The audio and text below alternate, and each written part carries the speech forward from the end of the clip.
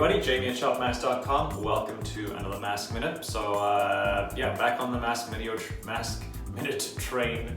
As you can see, I'm in a new bathroom, moved houses during the whole pandemic, so that's kind of crazy, but here we are. Another new product from Brickell to show you. It's the acne controlling spot treatment. It comes in a little jar like this. It is quite liquidy, quite runny, so just be careful when you open the jars or else you're going to spill it everywhere. So acne product obviously controls blemishes, spots with a few key ingredients. First of all, salicylic acid, which you may have heard of. It's a 2% concentration. Salicylic acid is great at helping to unclog pores, remove that debris that causes breakouts and whatnot. It's a tried and tested, proven ingredient that helps to minimize acne.